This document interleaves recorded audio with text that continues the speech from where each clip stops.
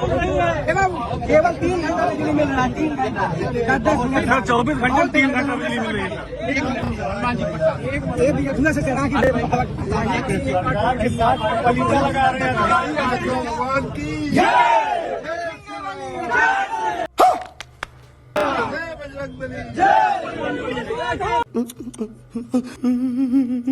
बिजली कभी मुफ्त में नहीं देना चाहिए, कम दर पर देना चाहिए, लेकिन मुफ्त नहीं देना चाहिए। और एक बात मैं कहूंगा, बहुत लोग बोलते हैं मुफ्त में, इससे बढ़ करके कोई दूसरा गलत काम हो ही नहीं सकता। लेकिन एक सेकंड, बड़ी खबर, चुनाव से पहले नीतीश कुमार ने बड़ा ऐलान किया। बिहार के लोगों को 125 यूनिट फ्री बिजली देने की बात कही गई है। जुलाई के बिल से ही ये स्कीम लागू हो जाएगी।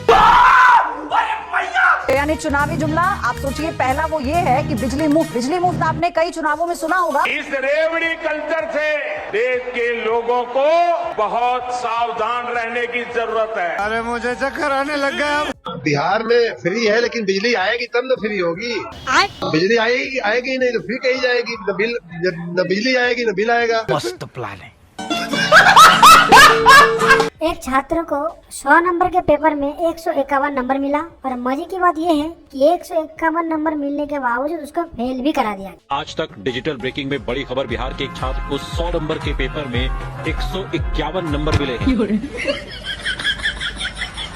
इसके बावजूद छात्र को फेल भी घोषित कर दिया गया। बड़े खतरनाक लोग हैं। आपका नाम क्या चाचा? मोहम्मद रजा। अब मोहम्मद रजा साहब 1-2 नहीं, पूरा ही 11 कागज लेके आ गए कि बोले तुमका क्या चाहिए? ये सर्टिफिकेट, ये मार्कशीट, ये विश्वविद्यालय ड्राइविंग लाइसेंस, इसके बाद जमीन का कागज, पासपोर्ट, नागरिक माने सब चीज, नौकरी, पेंशन सब लेके आ गए। अरे चाचा बस एक का जरूरत है, घबरा के बेल्लो चकरा के गिर जाए। आप जरा गौर से इस वीडियो को देखिएगा। ये वीडियो बिहार का है। ये वीडियो कुछ दिनों से बहुत तेजी से वायरल हो रहा है, और मैंने इसीलिए इस वीडियो को जोड़ा है। आप वीडियो को देखिए, बड़ा ही दुखदायक वीडियो है। मुझे तो बड़ा ही दुख हुआ, इसलिए मैंने इस वीडियो को जोड़ा। लेकिन ये वीडियो कब का है ये मुझे बिल्कुल नहीं पता, और हम इसका पुष्टि भी नहीं करते। बहुत दिक्कत होता है, बहुत दिक्कत होता है। क्या कहना चाहोगे सरकार से? बिल्डिंग बना दे, तकलीफ होता है बहुत। पढ़ने में बारिश होता है तो इधर उधर भागना पड़ता है। धूप भी लगता है तो भागना पड़ता है इधर उधर। बहुत तकलीफ होता है नहीं? हाँ। तो बारिश होती है तो क्या करती हो? घर चली जाती हो? हाँ, घर चले जाते हैं। फिर छूटता है तो आती हो? हाँ, छूटता है तो आ जाते, फिर पढ़ते हैं। ये सब भीग भी जाता है ना, तो कहीं कहीं पे बैठते हैं। बिल्डिंग बना दे, स्कूल बना दे।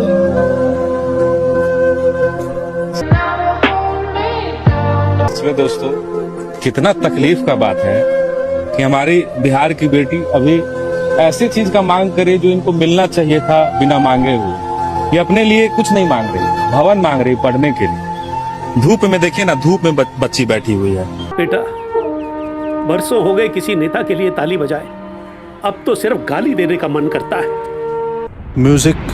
बिहार में विकास का डबल इंजन लगने के बाद विकसित बिहार से जुड़े कार्यों में और तेजी आ गई है।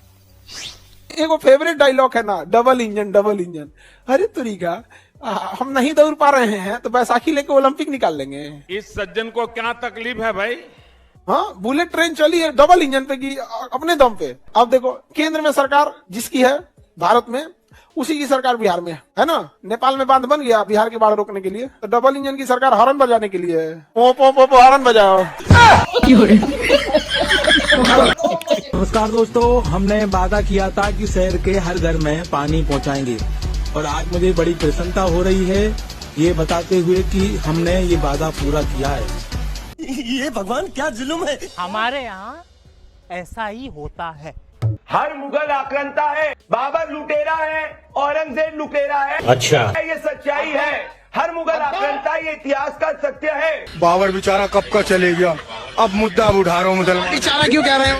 वो तो बेचारे गले में मुर्दे को खोद रहे हो तुम यार। उसे छोड़ो, आपकी बताओ अब क्या करना है। लाल किला तोड़ो, उसमें मंदिर बनाओ। क्या नाम, आगरा को तोड़ो, उसमें मंदिर, ताजमहल को और क्या मंदिर बनाओ भैया। कुतुब मीनार तोड़ो, उसमें मंदिर बनाओ। सब जगह मंदिर ही है, सब जगह मंदिर बनाओ। अब मेरी बात का भारतीय जनता पार्टी जवाब दिए बगैर नहीं जाएगी।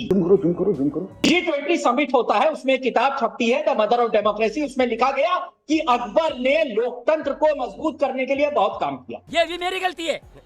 नहीं भाई मेरी गलती है। नहीं मेरी गलती है। नहीं बाबा नहीं मेरी गलती है यार। अकबर कौन थे? तुर्क थे। कौन थे? कोरिया से आए थे।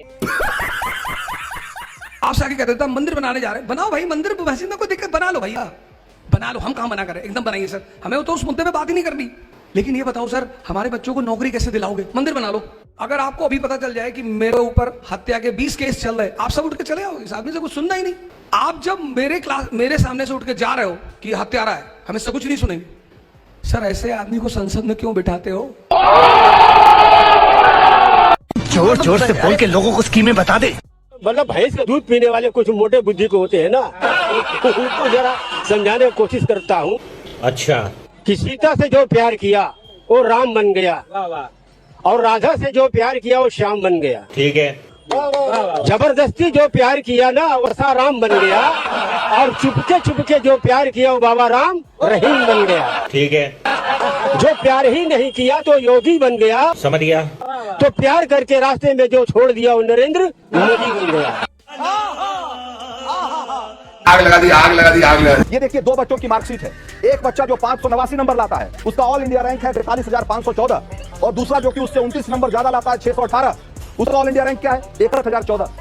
उससे करीब करीब आप समझिए कि नहीं भी तो 17-18 हजार रैंक नीचे। कैसे भाई, कैसे? इसका क्या लॉजिक है? क्या एनटीए को इसका जवाब नहीं देना चाहिए?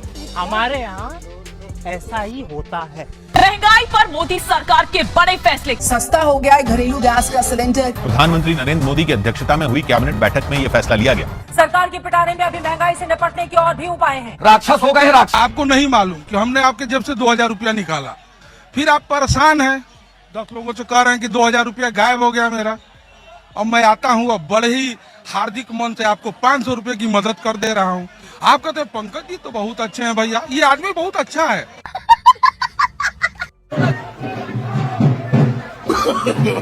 No no no no.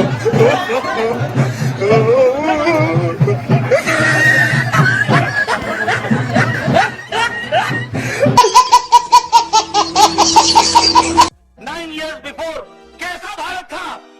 घुटने टेक करके चलने वाला भारत था। और जब आपने मोदी जी को प्रधानमंत्री बनाया तो दुनिया में सिक्का जमाने वाला भारत बन गया। इस बात को भी समझना चाहिए। रुको जरा, सब्र करो। देश से कहते हैं पिछले 70 सालों में कुछ नहीं हुआ, नरेंद्र मोदी जी के आने से पहले कहते हैं कुछ नहीं हुआ। तो हिंदुस्तान के किसान ने, मजदूर ने, इंडस्ट्रियलिस्ट ने, छोटे व्यापारियों ने 70 साल में कुछ नहीं किया, वो बस चुप बैठे थे। ये सड़कें जो बनी, ये फैक्ट्रियां जो बनी, ये जादू से बन गई। ये जो रेलवे ट्रेन चलती है, ये 70 साल नहीं चली, है नरेंद्र मोदी के आने के बाद चली। देखो कौन सी दुनिया में रहते हैं आपके प्रधानमंत्री। बात तो सही है। अरे फट गई है उसकी। एनीवे। और अभी तो रुको, क्लाइमैक्स अभी बाकी। मैं मीडिया से कहना चाहता हूँ, हिंदुस्तान में 80% से 85% हिंदू आबादी है। आपके हिसाब से 15% मुस्लिम की आबादी है। ठीक है। मैं प्रधानमंत्री से ये हाथ जोड़कर आवेदन करता हूँ कि हिंदुस्तान के जितने भी हिंदू भाई हैं, समझ गया, उनको आप 30 रुपए 35 रुपए पेट्रोल दीजिए, मुसलमान को 200 रुपए पेट्रोल दीजिए। आप करके दिखाइए। हिंदुस्तान में सिर्फ हिंदुओं को बनाने के लिए आप ये काम कर रहे हैं। इस देश में एजुकेशन पे 18% जीएसटी ठोक के बैठे हैं। वित्त मंत्री कितना जीएसटी लगाएंगे? 18%। सेकेंड हाईएस्ट टैक्स लगा है एजुकेशन। मोदी जी कहते हैं घर घर शिक्षा की ज्योति जलेगी। हाँ, मसाल जलेगा। सेकेंड हाईएस्ट टैक्स किसी देश में एजुकेशन पे ठोक सकते हैं? आप कभी कल्पना कर सकते हैं? एजुकेशन पे टैक्स ठोकेंगे। इंग्लैंड जैसा अमीर देश एजुकेशन फ्री देता है, जहाँ हार्वर्ड, कैम्ब्रिज ऐसे बड़े बड़े यूनिवर्सिटी है, कैम्ब्रिज, ऑक्सफोर्ड, वहाँ पर एजुकेशन। और हम क्या बनाया तुमको?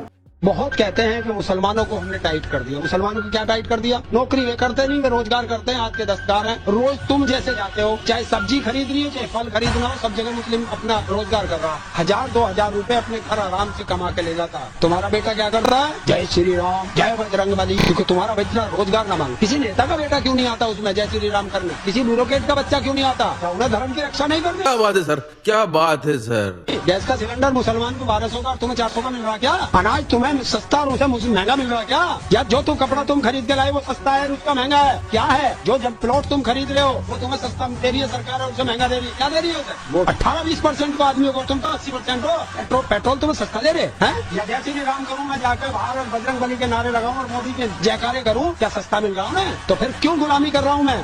बात तो सही है। क्यों न हमारे देश में 100 नए शहर बने, आधुनिक शहर बने, स्मार्ट सिटी बने। अगर हम चाहें तो हम 100 नए शहरों का सपना आज देश की आवश्यकता के लिए कर सकते। रुको जरा, नरेंद्र मोदी का मतलब 100 स्मार्ट सिटी, नरेंद्र मोदी का मतलब अच्छे दिन, नरेंद्र मोदी का मतलब महंगाई एकदम 0। आज की क्या है? सस्ता क्या चाहिए बकलोल कहीं का? सही महंगाई है, जो महंगाई बोल दिया देशद्रोही कहीं का। कोई महंगाई नहीं। कौन है महंगाई बोल रहा? पाकिस्तान चल जाओ। और किसी को महंगाई से दिक्कत? नेपाल चल जाओ। किसको दिक्कत है महंगाई? हाँ, मनमोहन सिंह को बुद्धि नहीं था, महंगाई बढ़ रही है तो कंट्रोल कर रहे थे। देखिए मोदी जी को, जिसको दिक्कत है चल जाओ। जब बेइज्जती है। प्रधानमंत्री से पूछे कि 5 साल तक यही पूछे कि आप काम कितना करते हैं, थक क्यों जाते हैं। ये नहीं पूछता कि आप काम कब करते हैं, आप तो दिन भर रैली में नजर आते हैं।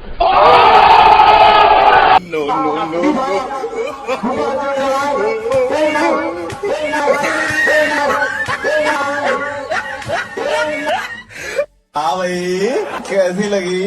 बंगाल में ब्रिज गिरता है तो मोदी जी इसे एक्ट ऑफ फ्रॉड कहते हैं, लेकिन गुजरात में ब्रिज गिरता है और 10 लोग मारे जाते हैं तब मोदी जी, बीजेपी और इनकी पूरी भक्त समाज चुप्पी साध लेते हैं। 2022 में मोरबी ब्रिज कोलैप्स में 130 लोग मारे गए, लेकिन क्या किसी ने सरकार से एक भी सवाल पूछा? क्या इसकी कोई भी डिटेल्ड इंक्वायरी हुई? क्या किसी ने भी इसकी जिम्मेदारी ली? हम सवाल जरूर करते हैं, लेकिन तब जब वो हादसा ओपोजिशन रूल स्टेट में हो। बंगाल में रेप केसेस होते हैं तो हम कहते हैं अरे देखो बंगाल में क्या हो रहा है, पूरी कानून व्यवस्था ठप हो चुकी है, पाकिस्तान बना दिया है बंगाल को। लेकिन यूपी एमपी में जब रेप केसेस होते हैं तब किसी को घंटा फर्क नहीं पड़ता। अरे क्या कर सकते हैं, रोज की बात है। 1-2 केसेस तो होते रहते हैं इतने बड़े देश में। हम धर्म की राजनीति में इतने अंधे हो चुके हैं कि सही को सही और गलत को गलत कहने में भी विचारधारा याद आ जाती है। हमें दूसरी सरकारों की 1000 गलतियां नजर आती हैं, लेकिन अपने पसंदीदा सरकार की गलतियों को हम किसी भी हाल में डिफेंड करते हैं। अरे जब जनता ही इतनी पॉलिटिकल हो जाए तो बीजेपी हो, कांग्रेस हो या टीएमसी हो, सब राजनीति ही करेंगे।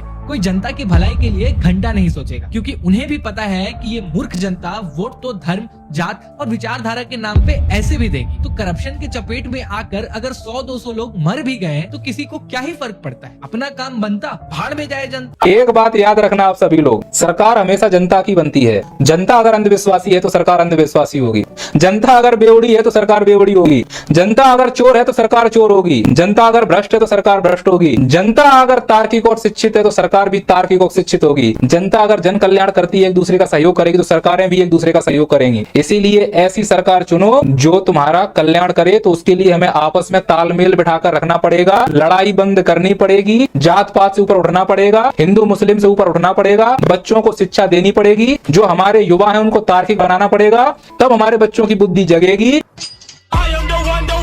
भारत में लोग राजनीति कर रहे थे, हमारी सरकार, कांग्रेस की सरकार, बीजेपी की सरकार। दुबई का राजा जो था, ये फ्लाइट पकड़े हांगकांग, कहा कि जितनी फैक्ट्री जानी है, जितना ऑफिस चाहिए, हम सेम बिल्डिंग बना के आपको देंगे दुबई में। इतना डेवलप किया दुबई ने, यहाँ की सारी कंपनियां सारी की सारी कहाँ शिफ्ट हो गई सर? दुबई से। जहाँ केवल रेगिस्तान होता था, देखते देखते पूरी दुनिया में आगे कौन निकल गया? दुबई। बड़े बड़े कंपनियों की मीटिंग ऑफिस दुबई, कोई भी बड़े बिजनेस डील होगा दुबई। इवन भारत में कोई अमेरिका से कोई भी सामान लिए, दुबई एयरपोर्ट पर पहले जहाज उसको क्या करेगा? उतारेगा, उसके बाद दूसरे जहाज से यहाँ लाए। आप बताइए, हम लोग इन्हें अंडमान निकोबार में नहीं बुला सकते थे?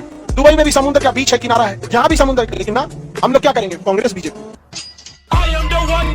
अगर आपको वीडियो पसंद आता है तो लाइक, शेयर एंड सब्सक्राइब जरूर करें, और इस वीडियो के बारे में आपका क्या ख्याल है नीचे कमेंट बॉक्स में अपना राय जरूर रखें।